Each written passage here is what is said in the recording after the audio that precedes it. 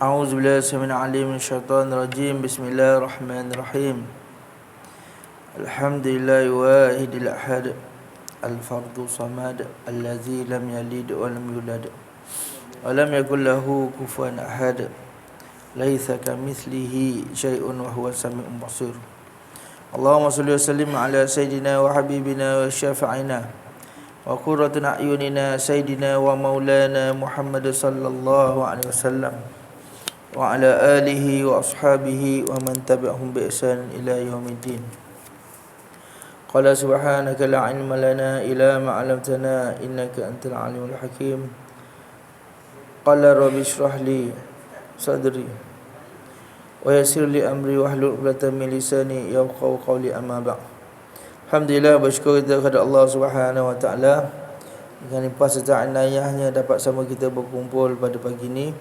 Mudah-mudahan Allah Subhanahu wa taala memberkati dan merahmati kita semua hendaknya, insya-Allah. Amin amin amin ya rabbal alamin. Insya-Allah kita sambung kajian kita. Yang dihormati Tuan Pengerusi Barisan AJK, Tuan Imam, serta hadirin hadirat muslimin muslimat yang dirahmati Allah Subhanahu wa taala sekalian. Assalamualaikum warahmatullahi wabarakatuh. Qala musannifu rahimallahu ta'ala wa nafa'na bi ulumihi fi daraini amin amin amin ya rabbal alamin. Maka telah berkata musannif rahimallahu ta'ala, mengikut solat Nabi sallallahu alaihi wasallam dan sabda Nabi sallallahu alaihi wasallam, sallu kama raaitumuni usalli, sembahyang kamu seperti barang yang kamu melihat akan aku sembahyang. Hadis Nabi sallallahu alaihi wasallam.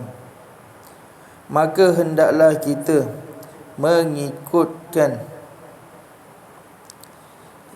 yang dikerjakan Nabi sallallahu alaihi wasallam atas jalan yang kita ambil daripada ulama umat ini yang dahulu dan yang kemudian, seperti yang disebut di dalam kitab mereka itu, radhiyallahu anhum, ialah yang dinamakan dan yang dibilangkan daripada orang yang mendirikan sembahyang, memeliharakan dia, yakni memeliharakan sembahyang. Okey. Jadi Nabi SAW sabda apa dia? Sembahyanglah seperti mana kamu melihat aku sembahyang. Sallu kama raaitumuni usalli. Sembahyanglah macam mana kamu melihat seperti mana aku sembahyang. Tapi kita ada lihat Nabi tak? Jadi Nabi sabda tu bila dekat para sahabat, sembahyanglah seperti mana aku sembahyang. Jadi sahabat tengok Nabi sembahyang, oh rukuk macam ni, oh i'tidal macam ni, oh sujud macam ni, oh duduk di antara dua sujud macam ni, oh tahiyat akhir macam ni. Tapi kita dah nampak tak? Kita tak nampak. Macam mana kita nak ambil hadis ni? Kata kita nak melihat Nabi sembahyang. Kalau dekat sahabat dia boleh tengok, okey, sembahyang seperti mana aku sembahyang, kata Nabi SAW. Jadi sahabat boleh tengok, oh Nabi sembahyang macam ni, oh angkat takbir macam ni, oh rukuk macam ni, oh sujud macam ni. Kita nak tengok mana? Jadi nak kata tengok-tengok tu ialah tengok ulama kata macam mana. Dengan cara kita nak tengok melihat Nabi sembahyang tu ialah dengan cara kita belajar dengan ulama, tu maksud dia. Sembahyang seperti mana aku sembahyang, nak tengok macam mana. Yakni dengan cara yang dikatakan tengok seperti Nabi sembahyang tu ialah belajar. Dengan siapa? Dengan ulama. Maka ulama muktabar seperti apa? Seperti Imam Asy-Syafi'i rahimahullah taala, Imam Hanafi, Imam Hanbali, Imam Maliki, imam mazhab. Jadi kita tak ada dah. Kita kalau nak direct tu, kita tak pernah tengok Nabi. Ada orang kata saya tak nak ikut mazhab, saya nak direct dengan Nabi. Nak direct tu nak ikut mana? Ikut mana nak ikut? Dia baca hadis tu kot dia. Tak ada. Sebab dia pun tak pernah ni, tak pernah tengok, tak pernah melihat. Habis kita macam mana? Daripada ulama muktabar, dan dalam kitab ulama muktabar, kita mazhab Syafi'i, ikut Syafi'i. Ikut mazhab Syafi'i. Sebab apa? Imam Syafi'i belajar dengan Imam Malik, Imam Malik belajar dengan sahabat, sahabat belajar dengan Nabi sallallahu alaihi wasallam. Jadi kita ikut ulama yang mana ulama kita ni ikut Syafi'i. Jadi Imam Syafi'i itu belajar dengan Imam Malik, Imam Malik belajar dengan sahabat, sahabat belajar dengan Nabi sallallahu alaihi wasallam. Jadi kalau ikut sanad tu tak putus. Bahkan kalau imam besar pun, Imam Nawawi pun, yang kita belajar 40 hadis. Kita belajar apa? Al-Azkar Nawawi, hadis 40 Imam Nawawi. Dia pun ialah mazhab Asy-Syafi'i, Imam Nawawi tu. Kita lagilah kita nak ikut sendiri. Kita siapa dengan Imam Nawawi? Boleh menulis beribu kitab dalam umur yang muda. Masya-Allah. Dia pun mazhab Asy-Syafi'i. Sama juga ulama-ulama hadis. Padahal mereka tu ulama hadis. Seperti Imam Al-Bukhari, mengikut mazhab juga. Padahal kalau ikut dia tu, apa dia? Tulis Sahih Bukhari terus. Yang kita pakai sampai sekarang ni. Selepas Quran, Sahih Bukhari lah yang paling sahih. Hadis Nabi sallallahu alaihi wasallam. Quran dah tertinggi sekali lah. Sunnah Nabi apa dia? Sahih Bukhari lah paling tinggi. Dalam kutubus sittah tu, 6 kitab tu Sahih Bukhari yang paling tinggi. Tapi Imam Bukhari pun dia mengikut mazhab juga. Ulama-ulama hadis lain yang pandai tentang hadis, yang hafal beribu-ribu hadis, beratus ribu hadis, pun ikut mazhab juga. Kita lebih lagi lah, kena ikut lah. Jadi kita ikut mazhab Asy-Syafi'i. Kita Negeri Sembilan pun apa dia? Mengikut mazhab fiqh, mazhab Syafi'i. Untuk akidah, Imam Abu Hasan Sy'ari dan Abi Mansur Al-Maturidi. Tu i'tikad kita. Kalau dalam tasawuf, Imam Junaid Al-Baghdadi. Semua ada imam. Bahagian tasawuf pun kita ada rujukan, bahagian fiqh pun kita ada rujukan, bahagian tauhid pun kita ada rujukan. Jadi kita ikut je lah. Tak payah bagi pendapat saya. Tu bohong tu. Kalau zaman sekarang bagi pendapat saya, yang tu tak tahulah lepas ke mana. Ikut suka tu tak boleh. Bahkan kalau ulama sendiri pun, ulama yang besar-besar pun, dia nak keluar fatwa, dia nak keluar pendapat, ikut mazhab juga. Kalau dia mazhab Syafi'i, dia tengok juga mazhab Syafi'i. Kecuali benda-benda darurat, benda terpaksa, tu lain ceritalah. Dalam mazhab tak ada, tu lain ceritalah. Tapi kalau orang bagi pendapat saya sembahyang, bagi pendapat saya, kalau pendapat saya tu tak payahlah. Sebab kita nak ikut apa? Kita nak ikut pendapat ulama. Bahkan ulama-ulama terdahulu pun, ulama besar terdahulu pun, dia bagi pendapat pun dia ikut pendapat ulama yang sebelum tu. Cuma dia sebut tak sebut lah. Okey, yang ni haram, yang ni makruh. Nak bagi mudah. Tambah pula kalau kita belajar kitab-kitab Jawi, kitab yang kita belajar ni kitab Musalli. Kadang-kadang dia tak bagi dalil. Sebab apa? Sebab dia dah ambil dah pendapat ulama macam ni dah. Sebagai contoh, sembahyang Jumaat itu 40 orang. Tak ada dalil dah. Tapi kalau kitab besar-besar, dia ada dalil dia. Sebab apa kena banyak ni, sebab apa sikit ni, apa semua. Sebab dia dah ambil pendapat ulama dah. Sama juga mufti kita bawa keluar, dia dah ambil dah pendapat dah. Kata yang ni boleh, yang ni tak boleh. Kita sebagai orang awam ni, kita orang awam, kita ikut saja, tak ada masalah. Bukan kita untuk nak bahas. Mufti kata macam ni, oh pendapat saya tak kena. Tak boleh juga. Mufti bagi tahu apa dia, esok raya. Kalau pendapat saya esok tak raya lagi, sebab anak bulan saya tak nampak. Lepas tu pula puasa tak cukup 30 hari. Esok tak boleh raya. Walaupun mufti keluar pendapat, dia duk kata macam tu, tak boleh, pendapat saya tak boleh. Jadi mereka keluar pendapat tu, adalah dalil-dalil mereka. Kita ni orang awam ni apa dia, kerja kita ikut je lah. Imam Syafi'i dah tetap dah, sembahyang macam ni, rukuk macam ni, i'tidal macam ni, ambil wuduk macam ni, nak sembahyang macam ni, mazhab kita. Ada pun kalau mazhab Maliki, tak angkat takbir, ni tangan duk wah, Allahu Akbar, ya Allah liman hamidah, Rabbana walakal hamd. Dia tak ada nak angkat-angkat. Tu mazhab, cara dia. Kita disunatkan angkat. Jadi mengikut ulama. Tapi tak boleh juga pendapat saya lah, mazhab Maliki ni tak betul. Tak boleh kata macam tu. Dia ikut pendapat dia dan sebagainya. Jadi nak bagi tahu bahawasanya hadis Nabi, sembahyanglah seperti mana aku sembahyang. Jadi kita nak belajar sembahyang tu, kita ikut ulama. Jadi nak kata melihat Nabi sembahyang tu ialah melihat dengan ilmu. Kena faham. Sahabat dulu melihat Nabi sembahyang, melihat betul-betul. Nabi rukuk, Nabi sujud dan sebagainya. Kita melihat dengan ilmu. Kita melihat dengan ilmu. Jadi kita melihat dengan ilmu ni, tengoklah ulama buat macam mana, cara dia sembahyang dan sebagainya.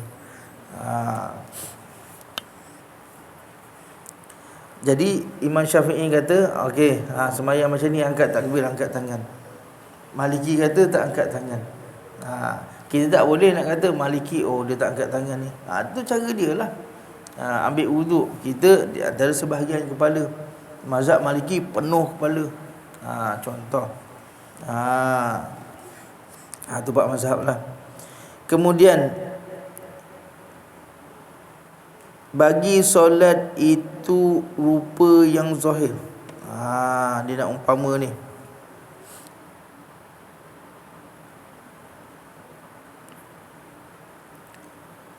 Kemudian adalah bagi sembahyang itu adalah bagi rupa yang zahir, yang sempurna, maka kemudian adalah bagi sembahyang itu. Dari sekali.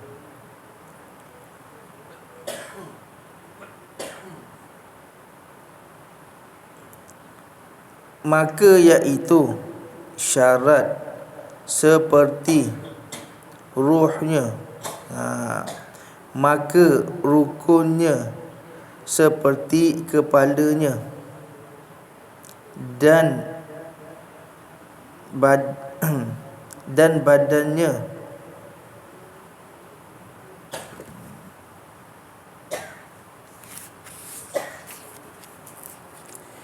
dan sunat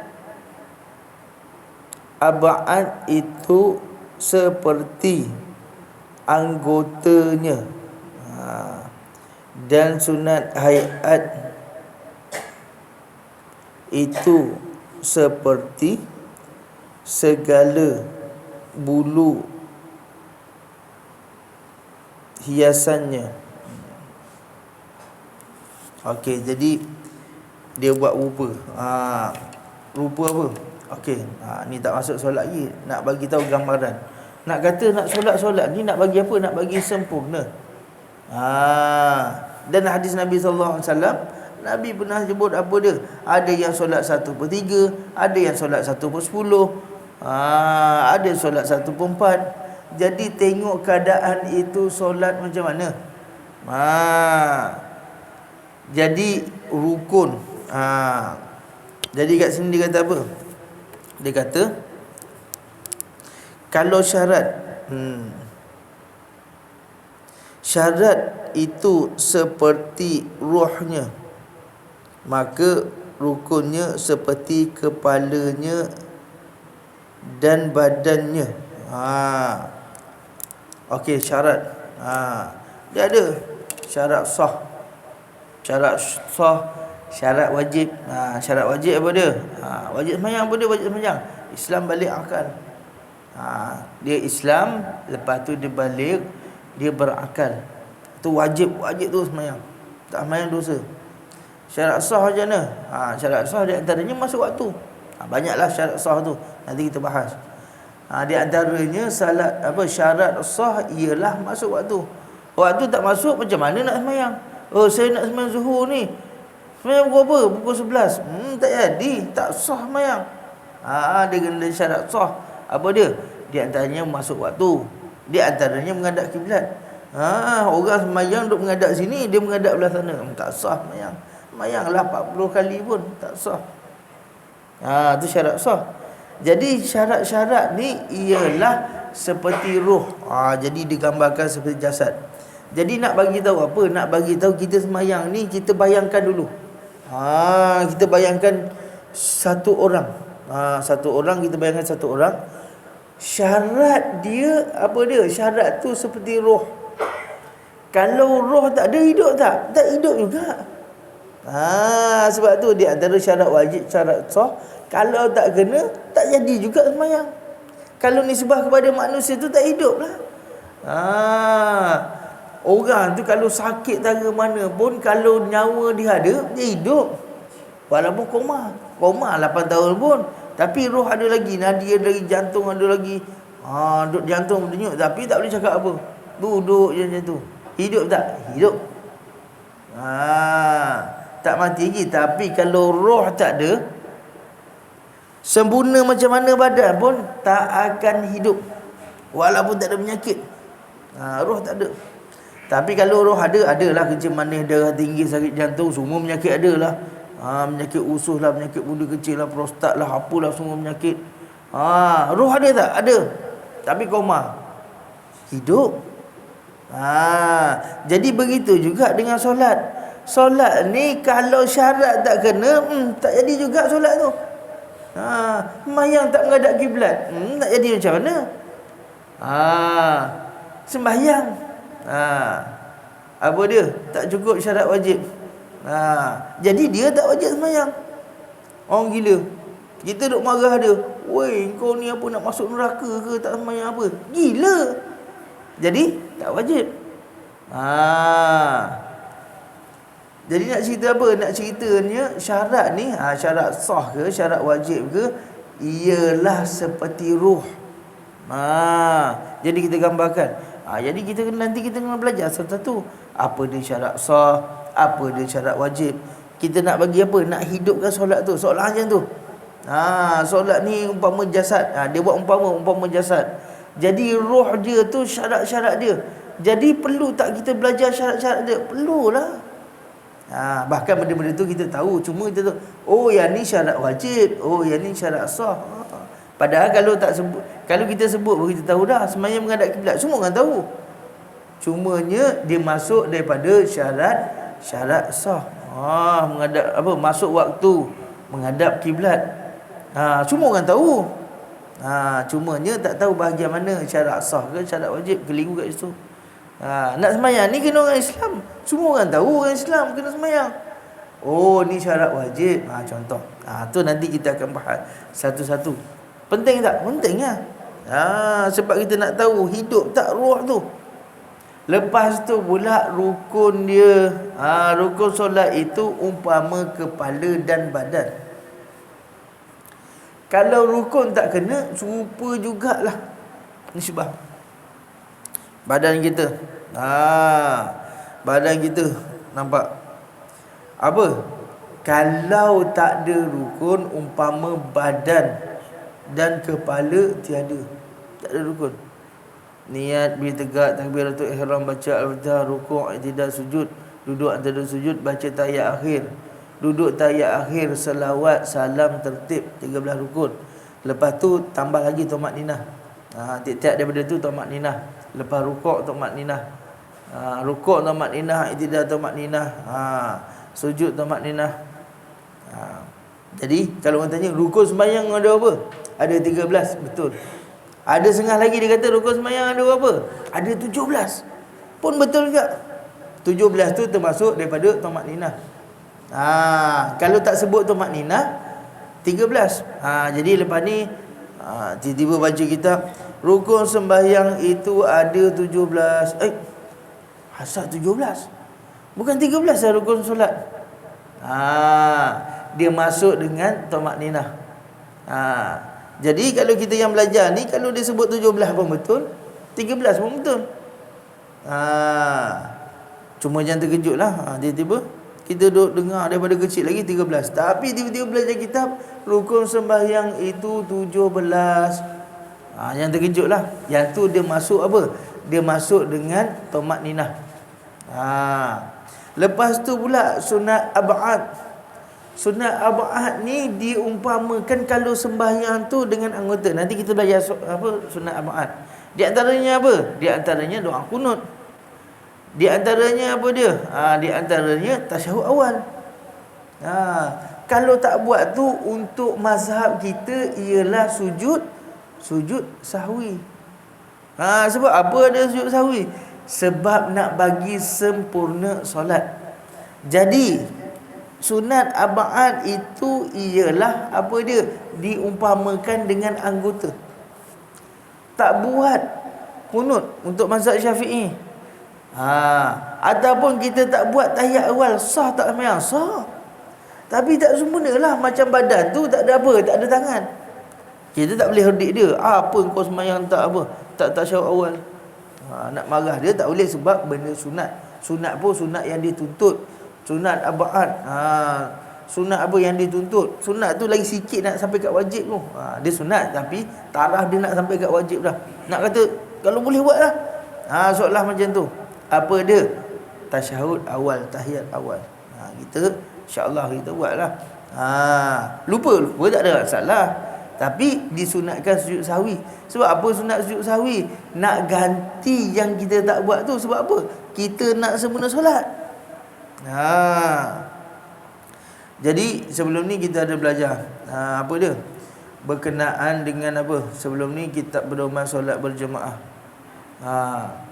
Kita sembahyang belakang imam. Imam tu imam mazhab lain. Imam mazhab lain. Imam apa mazhab Hanafi ke. Contoh kita pergi kat Mekah lah, mudah cerita. Kita pergi kat Mekah. Imam sudah dia tak baca kunut.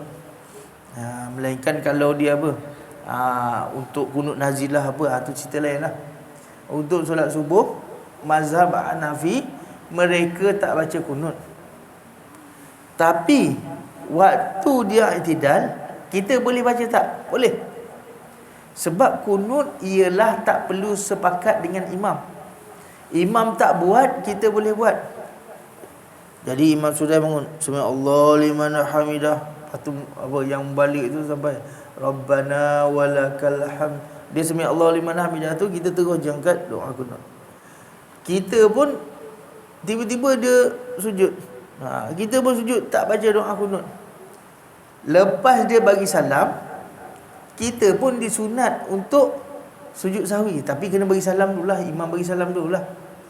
Sebab apa? Kita, mazhab kita disunatkan sujud sahwi kalau tak buat sunat ab'ad. Di antara mazhab Syafi'i, sunat ab'ad itu ialah doa kunut. Sebab apa? Sebab dikatakan ni mazhab Syafi'i, jangan duk cerita mazhab lain. Kalau kita tak buat sunat ab'ad itu, seumpama apa dia? Tak ada anggota.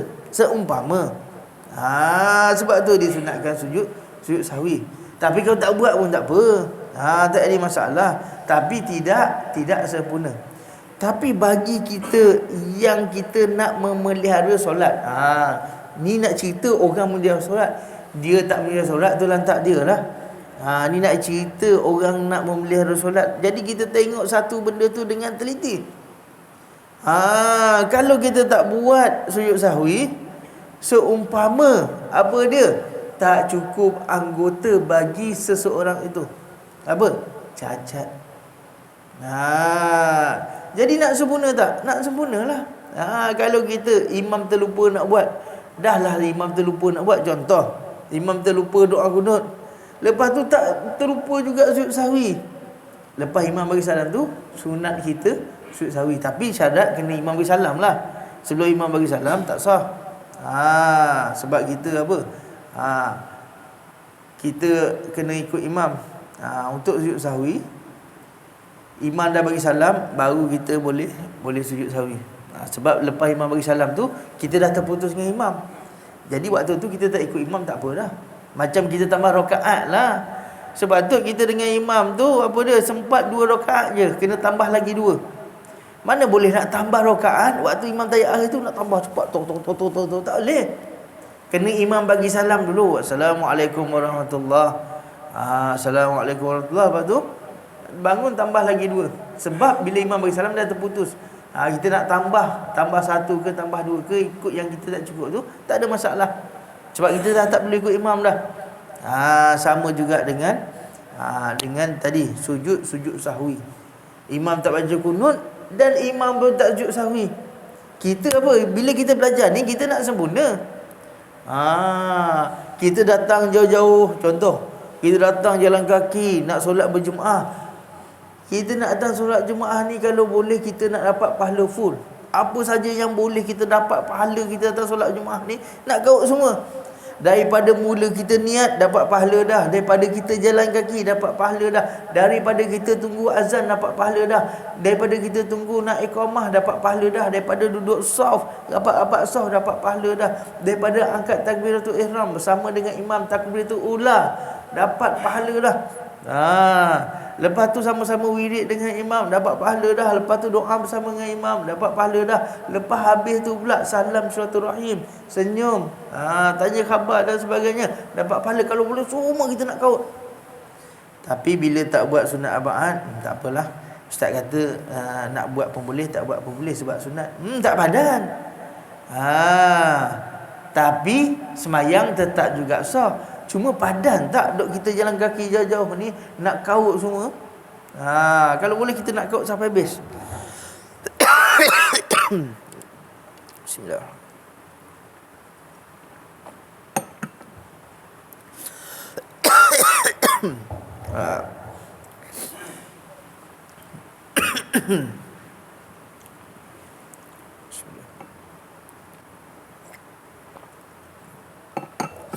Jadi sama juga kalau kita kerja. Kita pun nak dapat gaji yang penuh.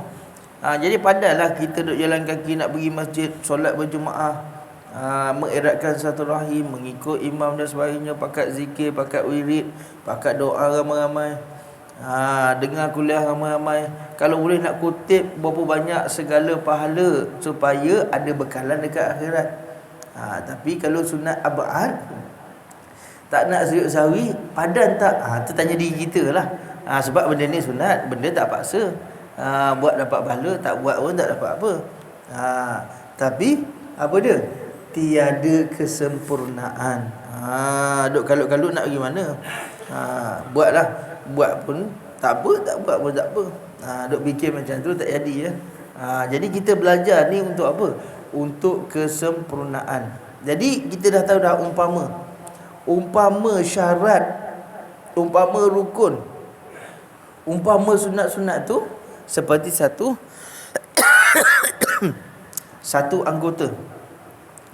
Satu anggota badan kita. Jadi kalau kita kita tinggal daripada benda tu, makna kata tak sempurna. Selalu yang kebanyakan tinggal sunat lah. Sebab kalau rukun dengan syarat tak boleh tinggal. Rukun tak boleh tinggal. Mungkin yang tinggal tu ialah benda-benda sunat lah. Tapi bila tinggal benda-benda sunat pun apa dia? Kuranglah pahala. Seperti contoh Nabi SAW sabda apa dia? At-tuhuru syatrul iman. Subhanallah tamla'ul mizan. Subhanallah walhamdulillah tamla'u au tamla'ani ma bainas samawati wal ardh. At-tuhuru syatrul iman. Suci itu sebahagian daripada iman. Barang siapa yang kata subhanallah, Allah Subhanahu wa taala memenuhkan timbangan. Subhanallah tamlaul mizan. Allah Subhanahu Wa Taala memenuhkan timbangan. Timbangan mana tu? Yaumul Mizan tu, hari kebangkitan. Padahallah ya Allah, tiba-tiba je pahala aku banyak. Oh, padahallah dulu dekat atas dunia ni aku banyak zikir. Tu kalau sebut subhanallah. Subhanallah walhamdulillah tamla'u au tamla'ani ma bainas samawati wal ard. Barang siapa yang sebut subhanallah walhamdulillah, apa dia? Allah Subhanahu Wa Taala memenuhi timbangan di antara langit dan bumi. Masya-Allah tabarakallah. Nak kata apa? Nak katanya eloklah lepas mayat tu kita wirid sama dengan imam. Ilahana ya Rabbana subhanallah subhanallah subhanallah subhanallah. Sebab apa? Sebab itu semua daripada hadis Nabi sallallahu alaihi wasallam. Kalau nak kata kat luar, kita pun tak buat. Jadi tapi yang tu tak buat pun tak ada masalah, benda sunat. Sekarang ni kita duk fikir kita ni nak dapat sempurna. Yang tu je. Wirid sikit, tak apalah kita ikut jelah. Ni assalamualaikum warahmatullahi, assalamualaikum warahmatullahi, syuk hilang. Syuk lagi. Tak ada masalah, tak berdosa. Kalau kelang kabut orang panggil apa? Ada jin, tak ada masalah. Tapi kalau tak ada apa pun, duduklah kejap, duduk zikir sama-sama apa. Sebab apa? Sebab kita ni nak dapat kesempurnaan. Bak sembahyang, lepas sembahyang, lepas tu masa lain tak ada masalah, buatlah apa yang kita nak buat pun. Jangan buat benda haram cukuplah. Tu diumpamakan sebagai contoh apa dia? Yang digambarkan tentang solat itu dengan tubuh zahir manusia. Kalau tak ada rukun seperti tak ada ruhnya. Kalau tak ada apa, tak ada rukun seperti tak ada kepala. Kalau tak ada syarat, tak ada roh. Kalau tak ada sunat-sunat tu seperti tak ada anggota. Jadi macam tu. Kemudian bagi solat itu rupa yang batin. Tadi yang zahir. Dia buat umpama. Jadi benda-benda ni kita kena apa? Kita kena gambarkan. Apabila kita gambarkan apa? Barulah kita apa? Kita rasa solat itu lebih sempurna lagi. Ini sekadar lepas solat, lepas tu dah.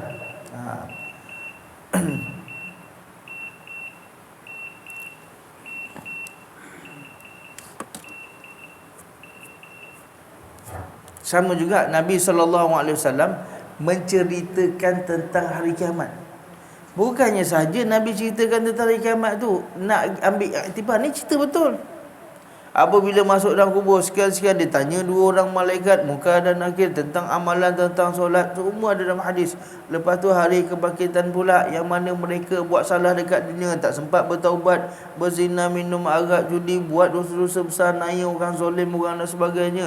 Digambarkan dalam Quran macam ni seksa, macam ni dan sebagainya. Sebab apa Nabi bagi tahu? Jadi bila Nabi bagi tahu tu, di antaranya kita menggambarkan tentang sesaan-sesaan terhadap kalau kita melakukan benda tu.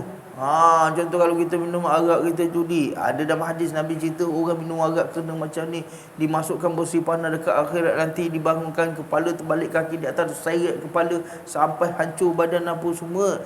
Dibuka dekat tempat mizan tu, ditimbang mizan tu, berat sebelah, berat belah dosa dan sebagainya, masuk neraka. Jadi digambarkan macam tu. Jadi gambaran-gambaran tu untuk apa? Untuk kita berfikir, oi dahsyat ni. Padan tak aku nak minum arak sedikit, nak seksa? Padan tak? Padan tak aku nak judi RM1 main nombor tikar nombor ekor RM1 je? Padan tak aku nak buat macam ni? Oh, seksa dia macam ni. Oh, macam ni. Padan tak ke? Padan tak? Jadi Nabi duk cerita-cerita tu nak apa? Nabi tak cerita ni haram, ni boleh buat. Tak, dia cerita terus dekat negara akhirat ni orang main judi macam ni, orang berzina macam ni, orang minum arak macam ni, orang zalim orang macam ni, orang bersifat sombong macam ni. Dosa-dosa besar tu Nabi cerita. Allah Subhanahu Wa Taala pun cerita. Orang buat sihir macam ni. Jadi cerita-cerita tu untuk apa? Untuk gambaran kita supaya kita tak buat. Padahal tak kita tak solat kena macam ni, seksa macam ni. Padahal tak nak tinggal solat berapa minit je. Padahal tak kita tak bangun subuh. Padahal tak kejut suami kita, anak kita tak bangun subuh, nanti kena seksa. Mana kasih sayang kita dekat keluarga kita. Contoh, siang dekat ni suami ni letih kerja cari duit, oh tak payah kejut subuh lah. Padan tak kejut subuh tu. Sama juga dengan isteri. Oh, isteri kita penat masak ni, semalam picit aku ni. Tak kejut subuh. Padan tak? Jadi bila kita duk dengar gambaran-gambaran tu, padan tak kita nak buat? Sama juga diceritakan solat ini, gambaran-gambaran ni, padan tak kalau kita tinggalkan, kalau kita ambil remeh-temeh benda ni, oh benda-benda sunat je, padan tak kita buat? Jadi yang tu kita sendiri fikir. Jadi Allah Ta'ala ada gambar-gambarkan tentang hari kiamat tu nak bagi kita takut buat benda sekian-sekian. Jadi ulama' menggambarkan badan seperti tubuh manusia daripada tubuh zahir dan batin untuk apa? Oh, kalau aku tak buat sunat abad ni, umpama tak ada kaki, cacat lah, payahlah. Nak jalan pun tak boleh, nak kena orang pimpin, takut jatuh dan sebagainya. Tak ada tangan, nak makan pun tak boleh. Nampak gambaran tu? Jadi gambaran tu untuk apa? Untuk nak bagi kita sempurna. Nak bagi kita sempurna. Wallahu ta'ala alam. InsyaAllah cukup sekadar tu. Kita akan sambung lagi 2 minggu akan datang. InsyaAllah saya ada tabung sikit. Siapa yang ada kelebihan tu bolehlah beri semangat. Wallahu ta'ala alam. A'udzubillahi minasyaitonir syaitanir rajim. Bismillahirrahmanirrahim. Allahumma iftah alaina futuhal arifina bihikmatika wa anshur alaina min khazain rahmatika wa zakina ma nasina wa alimna ma jahilna birahmatika ya arhamar rahimin. Allahumma zidna ilman warzuqna fahman. Amin amin amin ya rabbal alamin. Assalamualaikum warahmatullahi wabarakatuh.